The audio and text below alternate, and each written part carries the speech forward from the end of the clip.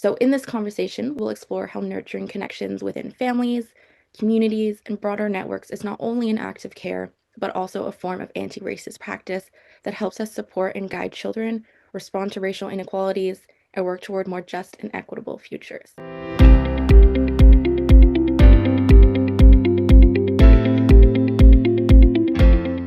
So, welcome, Daniela, and thank you so much for being here today.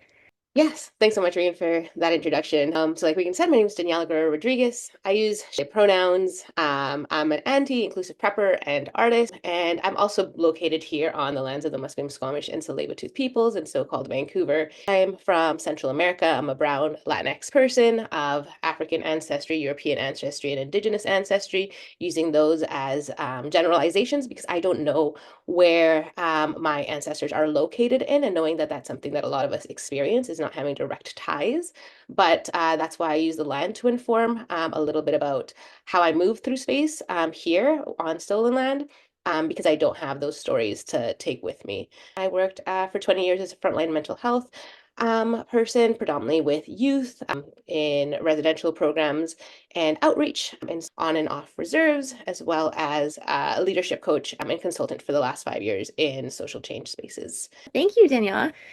So, I was going through your website and reading a little bit, and you shared that your family practiced preparedness in everyday life. And so when we say connection is preparedness, we are inviting people to think about preparedness not just as emergency planning, but something that's also ongoing, that's relational, and grounded in care. So, how do you personally define preparedness through an anti racist lens? I want to differentiate my family's preparedness from preparedness in general.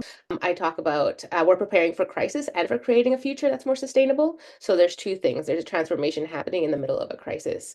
And as far as my family preparing, my dad's from Honduras, my mom's from Costa Rica, both nations that have been disenfranchised by the dominant economic system of capitalism, which does have racist repercussions. And so resources such as electricity, water, and food weren't always available as easily as they're available here in the global north.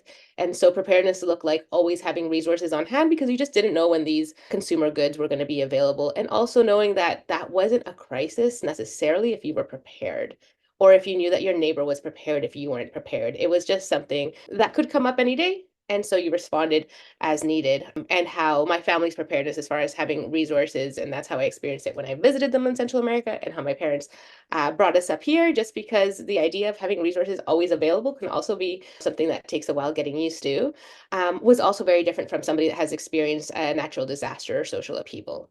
So there's different emergencies that folks might be preparing for.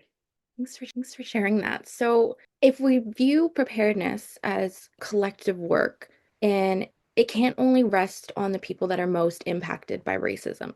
So, what does meaningful participation look like for people with more social power and or privilege so that care and accountability are truly shared across? For preparedness to happen, we have to be, I think, first in relationship with ourselves and just come to term with what resources our privilege, and in this example, racial privilege, bring us. As a brown woman living in the global north, I have access of movement in certain spaces that other folks might not have. And so tapping into that, I have privilege that I get to redistribute, and thinking of that as a resource in preparedness. How am I so aware of my privilege that I'm aware of who does not have it, and what my responsibility is to them, as well as where I might not be as safe exercising some preparedness, and just building relationships with community members that understand that, which I know can also be a little bit difficult for those of us that have been in predominantly white spaces that have caused us harm, and knowing that there's folks who are also aware of their privilege and are willing to redistribute it. And so building those relationships with anti-racist folks all around.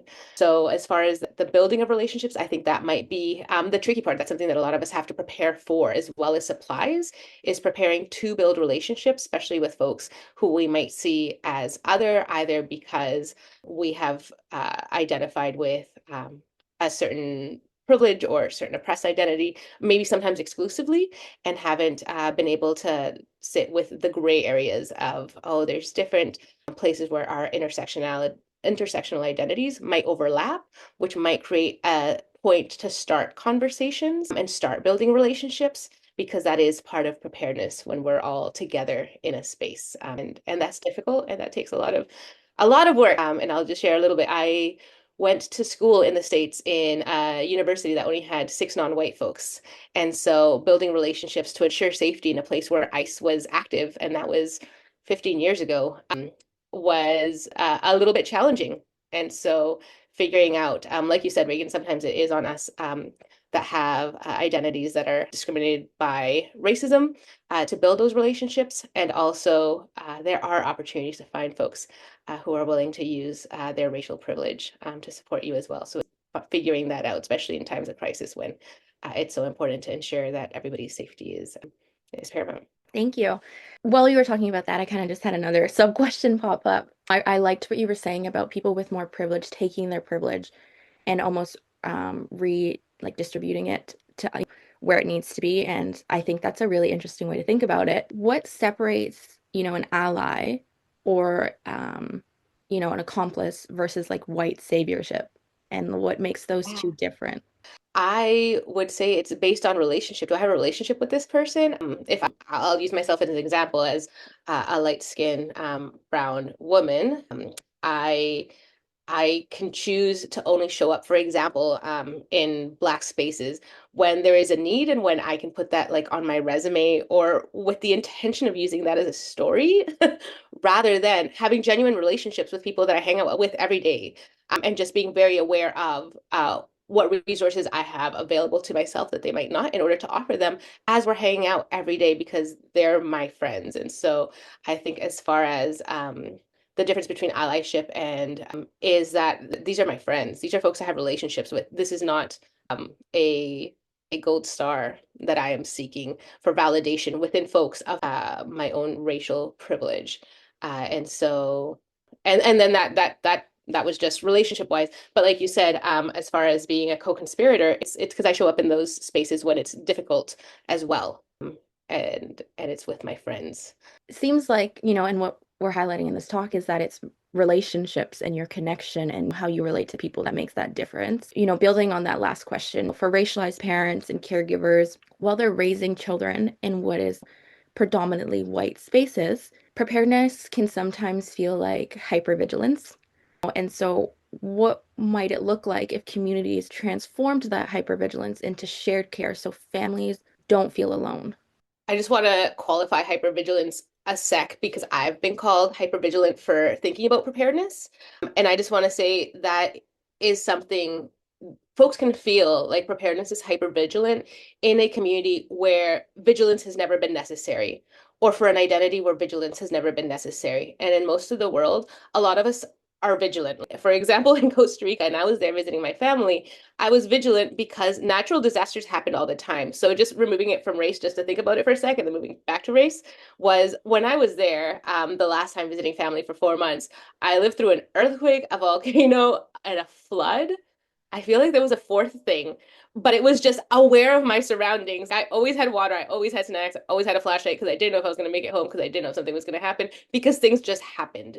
And so it wasn't necessarily hypervigilance. It was just awareness of my surroundings. And so now if we bring it back to race, for a lot of us who have racialized identities that have been oppressed and suffered discrimination in the past, it is that hypervigilance in this example because there is sometimes nobody else that's coming to support you.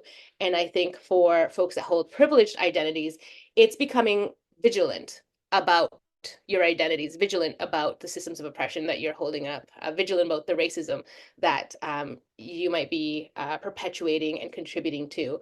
And so labor, it requires mental and emotional labor that you've been unfamiliar with, or I've been unfamiliar with because I haven't been in those spaces. And fair to walk into a landscape that is unknown to you and stumble. Like if you were in a natural landscape and you're in a new one, it might cause some stumbling. And also stumbling once in a new landscape doesn't mean that we're gonna stay there. We're gonna pick ourselves up, reassess the landscape, and continue on because that is a landscape we find ourselves in, and ignoring the landscape doesn't mean that the landscape disappears, or that I get to bulldoze a path through it instead. And so I think it's important as far as relationships and feeling hypervigilant as a parent or a caregiver or somebody that cares about children who are racialized growing up in a racist world. It's being able to give the kids and the parents the tools to build relationships, and it's important to give the folks who hold more privilege also the tools for assessing the landscape, and that might look like grounding exercises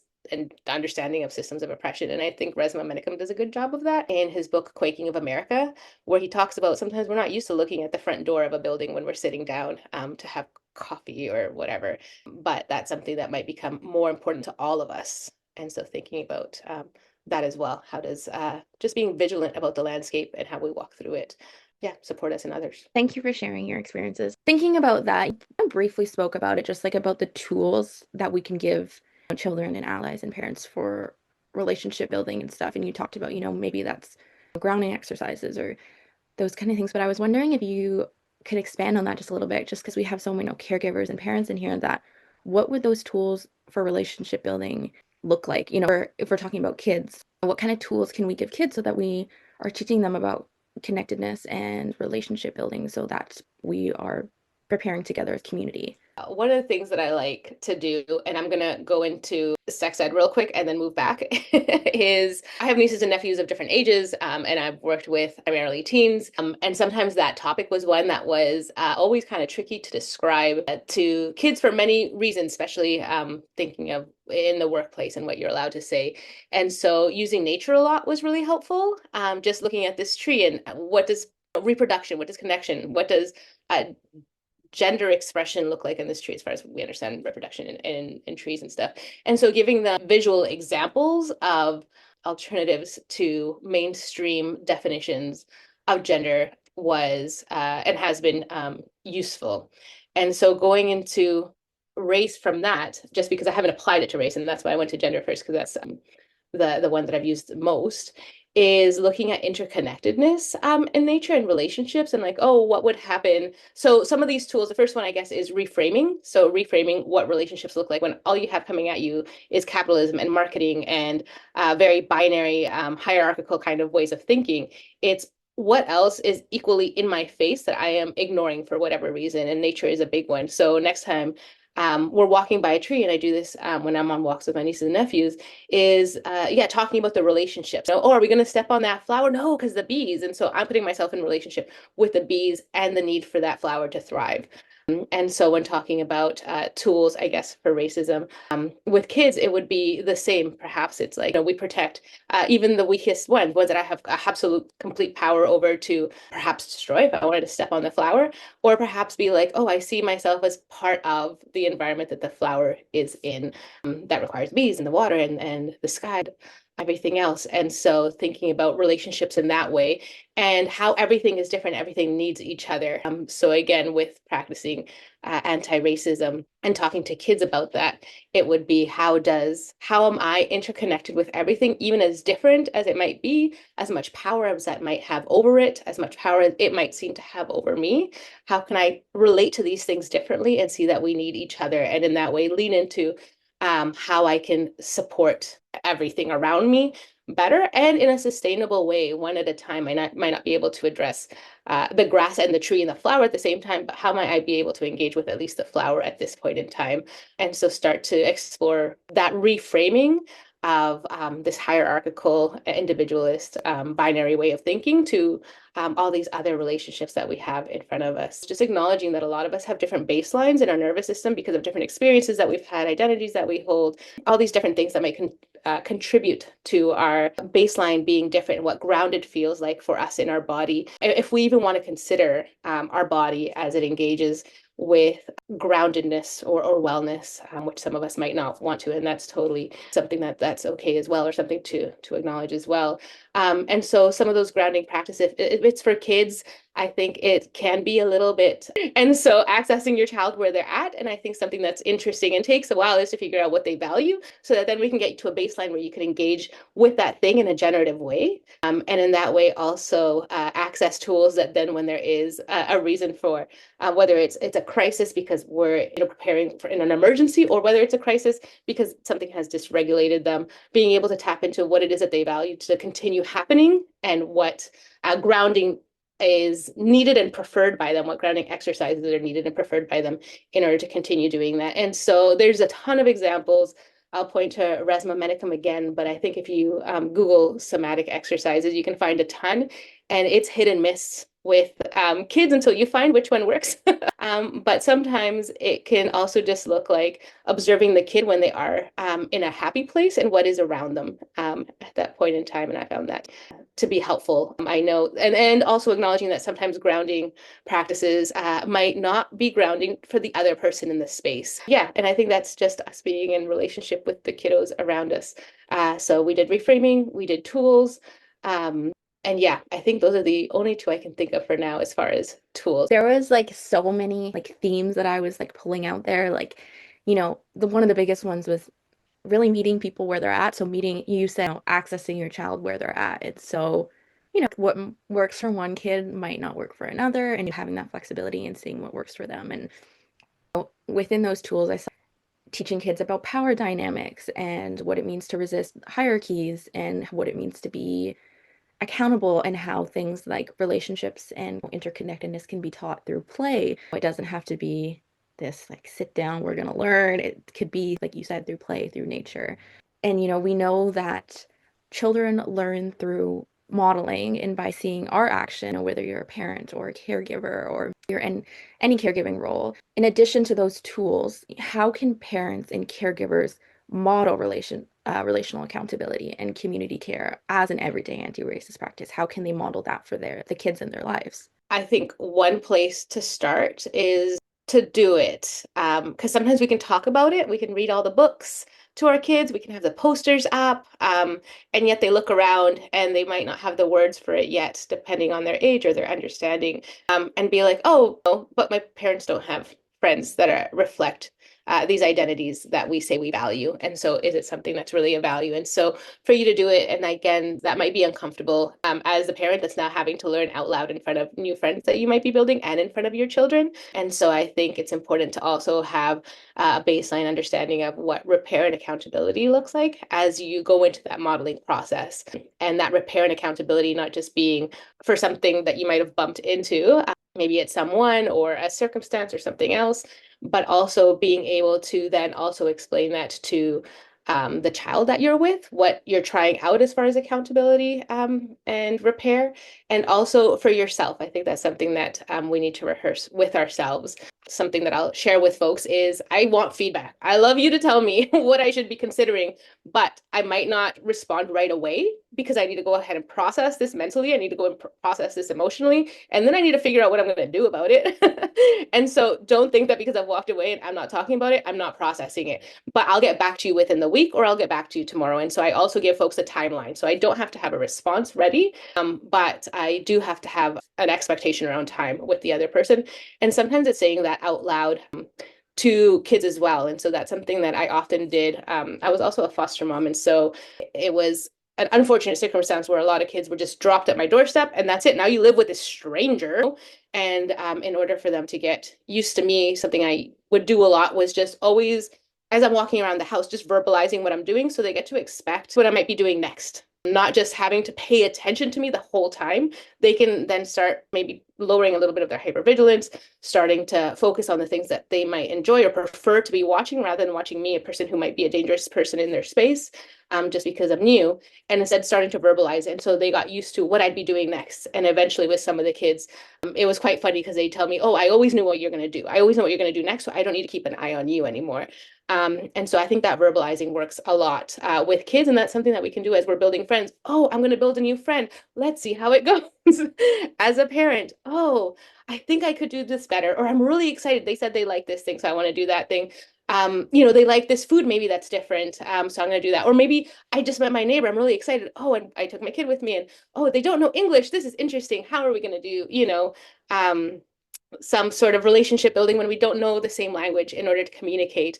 And so maybe go back home with the kid and figure something out, which is something that my mom and our neighbor used to do. She was from Iraq, and my mom was Central American, spoke Spanish, and they didn't have the same language. And so what they started doing was exchanging food. One would go drop something off, and they would just smile and a whole bunch of hand gestures. And then the other person would come and drop something off and hand gestures, and always returning the pot, and it would go back and forth. And so having the kid realize that through modeling, through you also verbalizing the actions that you're taking and thinking through how you're going to move through something that might be a complex issue because there's no language that is shared. How to figure it out so that the child gets more used to stepping into unknowns because they know that it's just kind of hit and miss until you figure that one out. With that, the modeling, the speaking it out loud. And I know that there's also a lot of books where we have examples of some experiences that we might not have. So thinking about emergencies and perhaps how to model relationships as preparedness. I think of what's his name, Mr. Rogers, and him always talking about when there's something happening, always look for the helpers.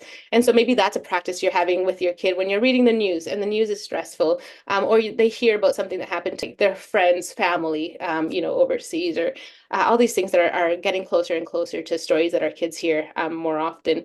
It's, well, who's helping and how are we helping? How are we participating in supporting this? So again, it's not preparedness in an emergency. It's a practice of every day. How are we contributing to the relationships that we're in and building relationships that are reflective of the folks that we're around that challenge this hierarchical discriminatory status quo that the media tries to ensure we hold.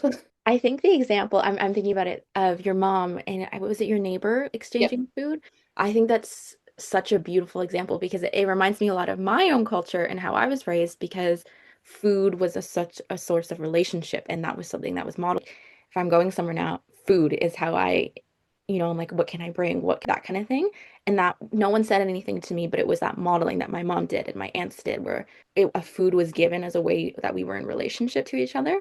And so, it's just an example that modeling really does work. The action doesn't always have to be these verbal conversations, but it can just be those simple acts because that really resonated with me when you said that. You talked a lot about repair, which I'm also curious about thinking on a larger scale, thinking about the global south when you talked about the natural disasters you experienced. Often when natural disasters happen, racialized communities are impacted in so different ways than, white communities, and the repercussions are very different because there's a whole bunch of other aspects that are part of it. So when we talk about repair and accountability for racialized communities that are experiencing, let's say, natural disasters or whatever, as the example, what does repair and accountability look like? How can we support racialized communities on that bigger scale, not just in our one-on-one interactions, but on that larger scale? Thanks for that one. I think everyday labor for a lot of us in a super individualist, capitalist world is difficult. I think we're here because we care. And folks that care often, or that don't care often, don't come into these spaces. So I think besides just the everyday labor of having to survive in this capitalist world, a lot of us specifically in this space are also caregivers within a system that's already exploiting our labor. And on top of that, you bring in racialized communities or folks that have different oppressed identities, disabilities, mental health, all these different things that might contribute to that, on top of perhaps some of us also holding the very real oppression and killing of family members back home or communities we care about back home. Layer on top of that gender that I think a lot of caregivers, this is Moms Against Racism, so I'm sure there's a lot of moms or femmes or people socialized as women or girls, or because they were socialized, also given a very specific role of labor in their home that they might also be carrying on into the rest of the work that they do in society and their jobs. And so there's all of these challenges that everybody is facing. And so in emergencies specifically, recognizing, so now I'm going, all of us have this, and it does, everything gets layered on. The example of working with folks that are already being distributed and up close here in so-called Vancouver, it's very easy to look at the downtown east side and folks that are already living in a state of emergency and thinking about what our relationship is to them. What do I do when I'm at home and I'm glad I got home because it's a rainy, cold day or a super hot day? Am I thinking, and there's folks living in a state of emergency without this available to them. And what am I doing in relationship to them at this moment? And that might look like, okay, I'm going to do one more run to the dollar store, pick up a whole bunch of tarps, go drop them off on the downtown east side as I see people. And that's something I've done. I'm just driving and pulling over and just being, I have a tarp. Do you want it? Some folks want it. Some folks don't. That's fine. And that's like a $10 thing if it's $1 a tarp and the tarps big enough to cover a decent space, enough to cover a person And so being able to do that, or on hot days, going and dropping off as much Gatorade as fits in a little shopping bag. I usually pick them up and drop them off. And so thinking about that, how am I engaging with folks that are already living in a state of emergency that's been created because of their racialized identity, because of capitalism and theft of land, which is tied to racism, all of these things. How am I already doing that? And then thinking of those other folks that might be in your school. So I know I said schools because that's where kids are at. And I'll give my example, which is not in schools because I don't have a lot of interaction with schools, is so I'm going to give my coworkers as an example, folks that have folks in Iran right now, and all this stuff that's coming up for them. How are we supporting them? Is it just food? Is it recognizing that there's a lot of grief that is having to be held without perhaps all the information about what you're grieving? And so what would you do for somebody who is grieving something that's disconnected to them, which might be an opportunity to offer support to somebody else, and then reflect for ourselves. If we were hit by a state of emergency here in so-called Vancouver and there's no communication, how am I practicing my own grieving? What is my practice of grief in preparedness? Because we talk about relationships, and I think relationships with ourselves is something we can't ignore, and grieving and knowing what we need in grief, what our grief style is. I'm not a grief person, so I don't know these words, but if there's somebody else that is, they might know them. But like for me, like I need time by myself. I'm happy to give, and then I need to come by myself. And being by yourself might look like, oh, people need to come to you, but I need to be able to have the words to say, no, I need time by myself. It's not because I'm lonely, it's because this is my recharging spot. But for somebody else, being by themselves might look like them being lonely. They retreat into isolation. And so being able to communicate those needs, what it is that you need in emergencies as well, is important. So I think there's that practice that in giving, you better understand yourself as well if you're having that reflective understanding of what it is you need. So you know that you need a warm and cozy home when there's a rainstorm outside. And so you provide that for others, and you provide support for grief when others are having grief. And so what is it that you need? So being in relationship with others, not just when it's fun, is equally as important for them as it is for you. You had so many great points, and something that I was thinking about is like a lot of times when I'm thinking how I can redistribute my privilege and what that means to support other racialized communities or people that have, different intersections that I do. What does it mean to support them, to be in relationship, to be in accountability? You said thinking about what I need and how that can translate to what they might. You said I might need a warm, cozy home when it's raining, and so how can I support them in getting that kind of thing? And I think that's a really great way to think about that. Is like if you think about what would I need, it kind of recenters how we can support, because I think a lot of people are like, I want to help, but I don't know how, or what do I do, or that kind of thing. And so if you simplify it like that, well, what would you need? It makes those steps a lot easier and seem more accessible and attainable. So, with all that to say, if we look ahead, what gives you hope that communities can build the kind of collective, connected preparedness that you're describing?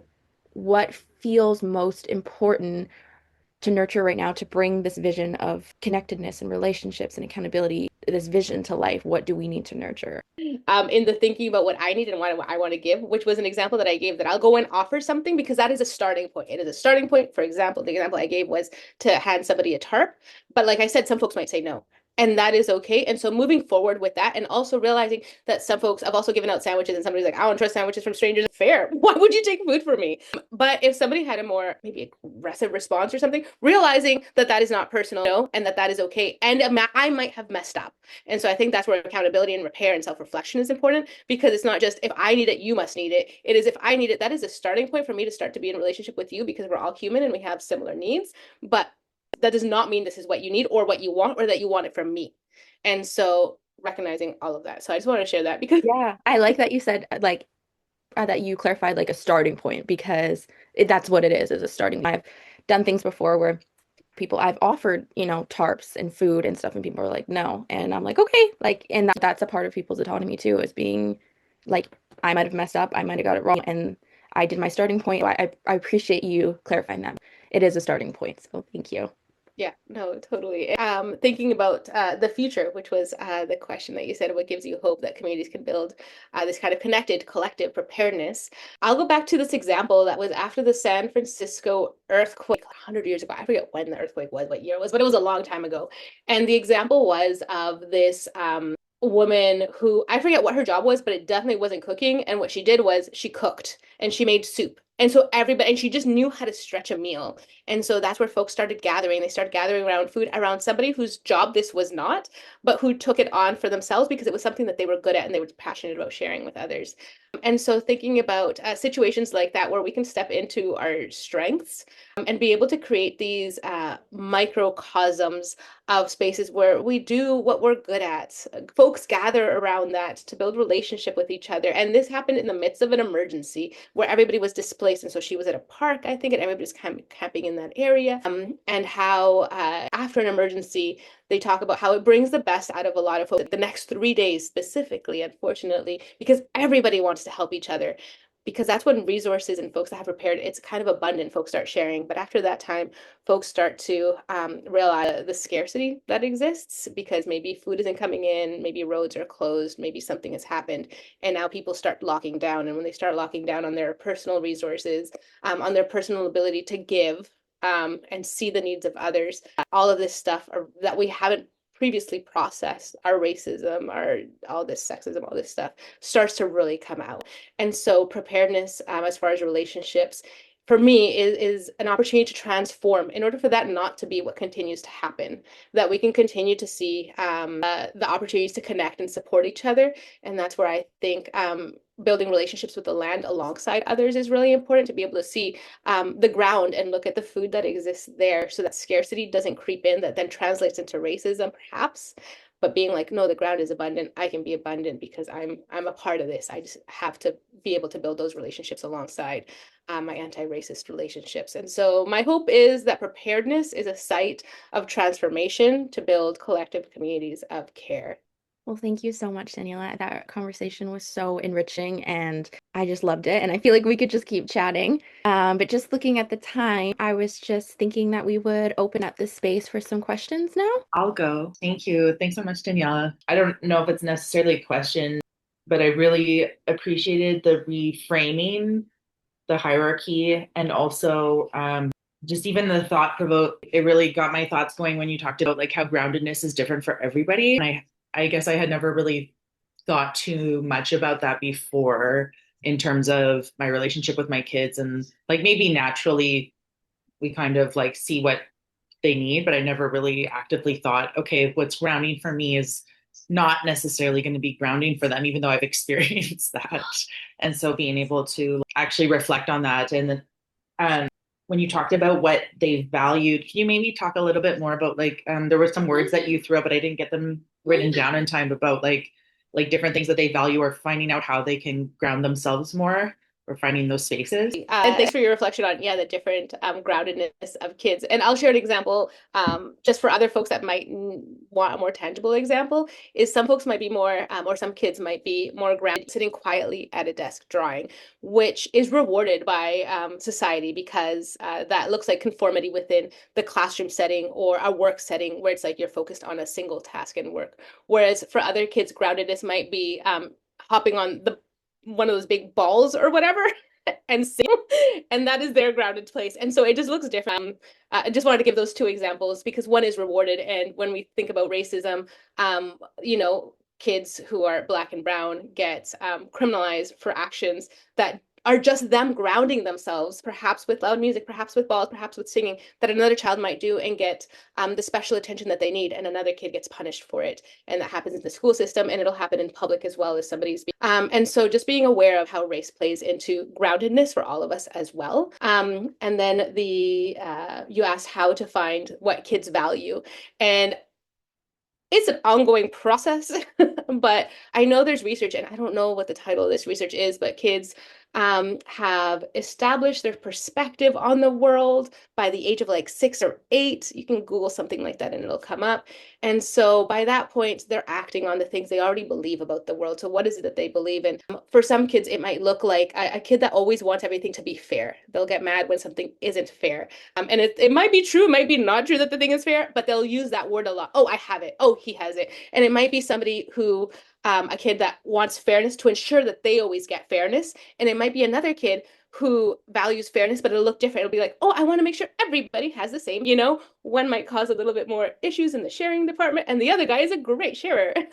And so looking at some of the things that kids say, so that's sharing and equality, it might be silence, kids that are always telling them, please be quiet. It might be that silence or that kind of space. They value space by themselves. Or it might be those kids that are always by the hand with somebody else. They value that community, they value connection, they value relationship that is tangible in that way. And so just picking up on those things, you know, if you value relationship, how can we talk about anti-racism in a way that ensures that you get that you get to better understand that if you're a kid who has a racialized identity or not racialized identity, you know, how can you maintain what you like about their relationship and understand that other folks will tell you different things about why you should value that or why you shouldn't. Same thing with fairness. Oh, everybody's fair. Oh, did we skip somebody? Why did we skip that guy? Oh my goodness. We need to make sure everybody has it. Or why would you not want to share with that person? Who gave you that story? You know, where's that coming from? So I think asking why, and this is something I do, and this is not something I've ever read anywhere as far as I can't give a source. I'm not saying it's not out there. I'm just saying I can't give a source for it, is ensuring that folks, that kids know their why. And that comes out easily because then you can question, oh, you like that. Why do you like it? Oh, I don't know. Oh, we always know because our body's telling us what makes you feel like this is something that you like. Oh, because my belly is happy. Oh, great. Okay, so next time, is your belly happy when you're pulling out that action? Or is your belly hurting? Because if your belly is hurting, then maybe this is out of alignment. So how would we get to a place where your belly is happy to be in this relationship or happy to be in this action or what?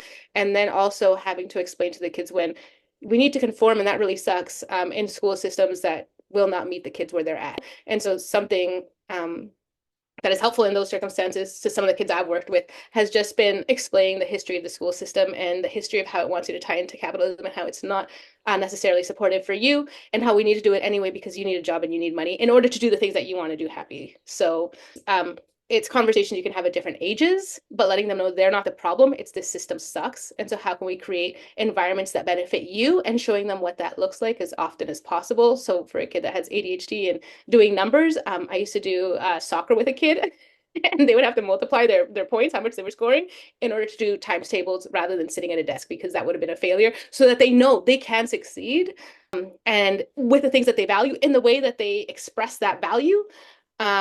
That doesn't look like sitting at a desk and conforming for one teacher.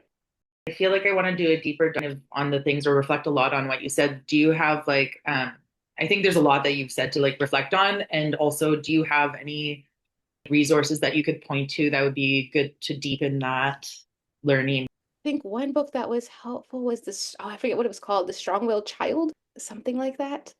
But yeah, a lot of my parenting books, because I read a lot of them, I can't think of right now. But you know what? I'm going to think about that and send them to Regan to share. Thank you. Yeah, for sure. I can send those resources out after if, yeah, Danielle, if you send them over. We have a comment in the chat from Megan. I was able to participate in an earthquake preparedness learning opportunity through the Vancouver Public Library last year after the earthquake that so many felt in our area, along with all of the practical tips about what to do to prepare, so making our home safer, what kind of supplies to have, etc. There was a great discussion of what we can do to build community in our neighborhoods, get to know our neighbors, and build relationships as a form of preparedness. And I think it's great that they are making this point, and I appreciate you, Daniela, for also contributing to this learning for me. Thanks so much, Megan. And something I'll share is that I think the neighborhood small grants are currently open. And if you don't know about them, they're up to $500 to do anything that brings neighbors together in your neighborhood. And the grant takes about 15 minutes to apply. And I've done everything from pizza parties to this year I'm building a mini library because I'm finally in a house and not an apartment to put in front of my house so that I can meet neighbors that way.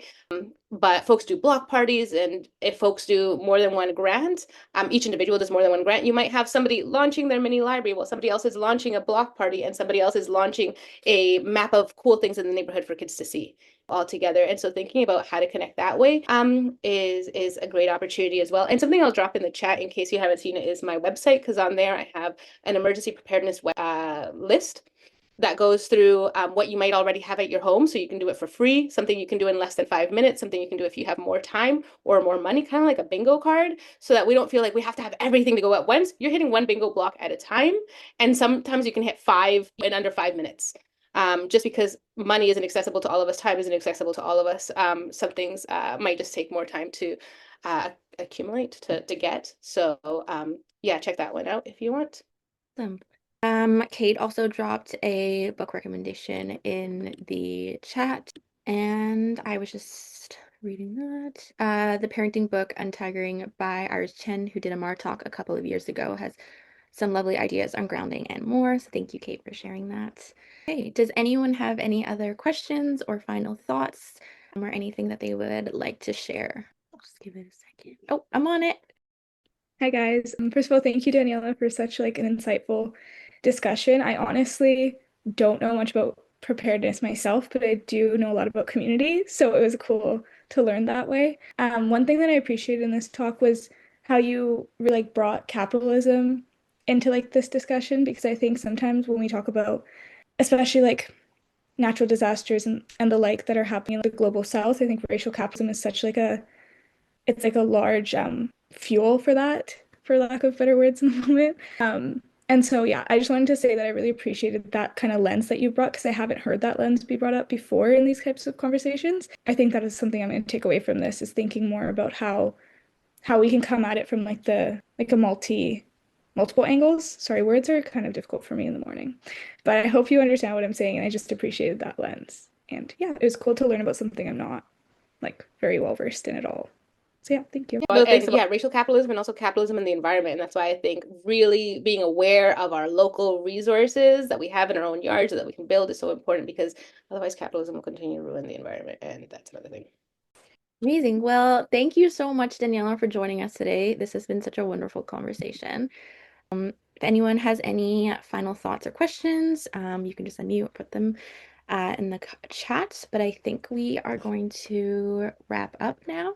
So thank you everyone for spending your Sunday morning with us all. And thank you, Daniela, again so much.